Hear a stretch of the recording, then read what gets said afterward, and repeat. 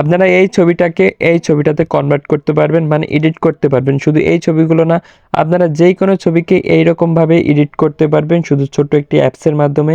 তো কিভাবে এরকম এডিট করবেন এর জন্য সম্পূর্ণ ভিডিওটি শুরু থেকে শেষ পর্যন্ত দেখবেন। তো প্রথমে আপনারা প্লে স্টোরে আসবেন। প্লে স্টোরে আসার পর এই জায়গায় একটা অ্যাপস আপনাদের সার্চ করা লাগবে। এই জায়গায় সার্চ বক্সে আপনারা লিখবেন আর্টিমাইন্ড এআই আর্ট জেনারেটর।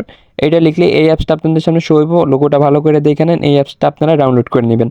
তো আমার এই জায়গায় ডাউনলোড করা আছে, এই জন্য ওপেন দেখাইতে আছে। তো এই অ্যাপসটা আমি আগেই ডাউনলোড করে রাখছিলাম। তো এইবার কি করবো, আমি টোটালি এটা থেকে ব্যাক দিয়ে বাইরে গেলাম। এবার নতুন করে ওই অ্যাপসটায় ঢুকলাম। তারপরে থেকে কিছু পারমিশন চাইবে, ওগুলো আপনারা অ্যালাউ করে দিবেন।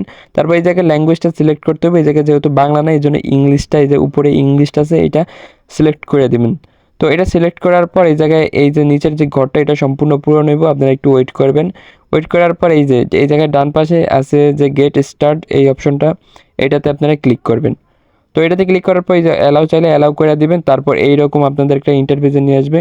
এটা টোটালি ক্যাপকাটের মতো। এই জায়গায় ইন্টারফেস অনেক রকম ক্যাটাগরি আছে, যেগুলো আপনার পছন্দ ওই রকম আপনি এই জায়গা থেকে মানে ছবি জেনারেট করতে পারবেন, মানে এডিট করতে পারবেন। তো আমি প্রথম ছবিটা মানে প্রথম এই ক্যাটাগরিটা নিলাম, এইরকম আমি পিকচারটা এডিট করবো, এর জন্য এটা নিলাম। তো উপরে যে নেক্সট আছে এই নেক্সটে ক্লিক করবেন।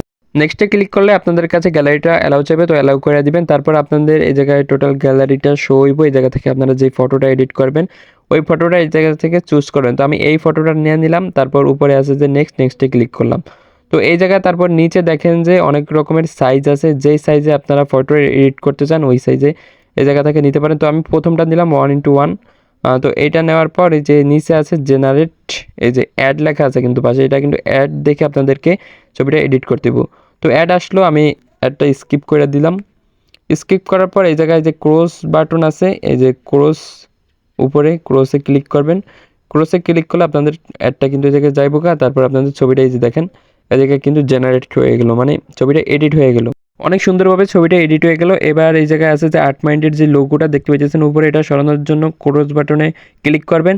তারপর এই জায়গায় যে রিমুভের পাশে অ্যাড, মানে অ্যাড দেখে আপনাদের এই লোগোটা সরাইতে হইব। তো রিমুভে ক্লিক করলে অ্যাডটা চলে আসবে আপনাদের সামনে। 30 সেকেন্ডের অ্যাড, ওই যে উপরে দেখতেই পাইতেছেন। তারপর এটা আমি ক্রস করে দিলাম। তারপরে দেখেন এই জায়গায় কিন্তু ওই লোগোটা এখন আর নাই। তো এইটা সেভ করার জন্য, ছবিটা সেভ করার জন্য নিচে আছে ডাউনলোড ফটো, এটাও কিন্তু অ্যাড দিকে ডাউনলোড করা লাগবে।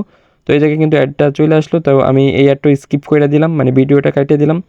তারপর এই জায়গায় দেখেন যে সেভিং লেখা, মানে ছবিটা আপনাদের সেভ হয়ে সম্পূর্ণ একেবারে গ্যালারিতে চলে গেলো। তো এই জায়গায় যে ফেসবুক বা ইনস্টাগ্রাম টিকটক আছে, এই জায়গায় আপনারা এই জায়গা থেকে শেয়ার করতে পারবেন ছবিটা। তো এবার আপনাদেরকে আরও কিছু মানে ক্যাটাগরি দেখাই।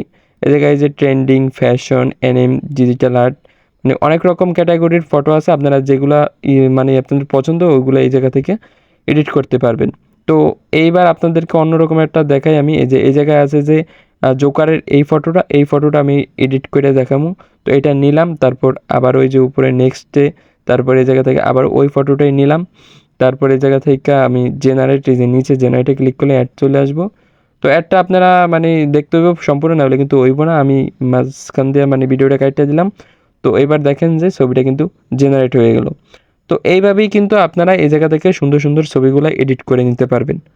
তো আজকের ভিডিওটা এই পর্যন্তই। যদি আজকের ভিডিওটা কারো ভালো লেগে থাকে তাহলে অবশ্যই ফেসবুক পেজটাকে ফলো করে দেবেন। আর যদি এই ভিডিওটা আপনি ইউটিউব চ্যানেল থেকে দেখে থাকেন তাহলে অবশ্যই ইউটিউব চ্যানেলটিকে সাবস্ক্রাইব করে দিবেন।